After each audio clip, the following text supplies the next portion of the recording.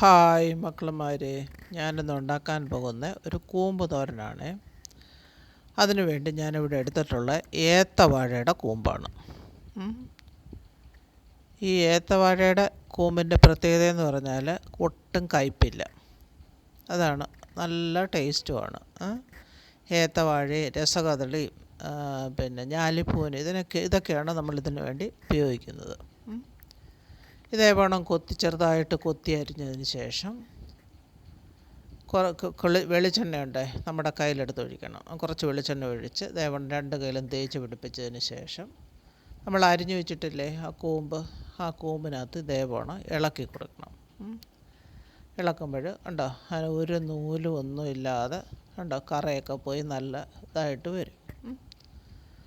അതിനുശേഷം നമുക്കിതിനെ അരയ്ക്കേണ്ട ചേരുവകയെന്ന് പറയുന്നത് തേങ്ങ, മഞ്ഞൾപ്പൊടി, ജീരകം, മസാലപ്പൊടി, പച്ചമുളക്, വെളുത്തുള്ളി, കുറച്ച് കറിവേപ്പില, ഉപ്പ്. ഇതൊരു മിക്സിയുടെ ജാറിലിട്ട് ഒരടി അടിക്കുക.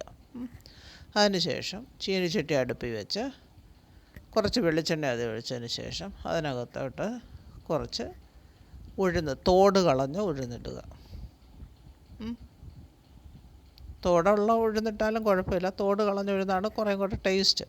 എന്നിട്ട് അതിങ്ങനെ മൂത്ത് വരുമ്പോൾ കണ്ടോ, അതിൽ ബ്രൗണിഷ് കളറൊക്കെ ആയി വരുന്നത് കണ്ടോ, അപ്പോൾ 2 വറ്റൽമുളകും കുറച്ച് കറിവേപ്പിലയും കൂടെ അതിനകത്തോട്ട് പിച്ചിട്ടതിന് ശേഷം നമ്മൾ അരിഞ്ഞു വെച്ചിട്ടുള്ള കൂമ്പില്ലേ അതിനകത്ത് ചേർത്ത് കൊടുത്ത് അതിനെ ഒന്ന് ഇളക്കുക. അതിനെ ഇളക്കിയതിന് ശേഷം നമ്മുടെ മിക്സി ജാറിൽ എടുത്ത് അരച്ച് വെച്ചിട്ടില്ലേ അതും കൂടെ അതിൻ്റെ കൂടെ തട്ടിക്കൊടുത്തതിന് ശേഷം അതിനെ ഇളക്കി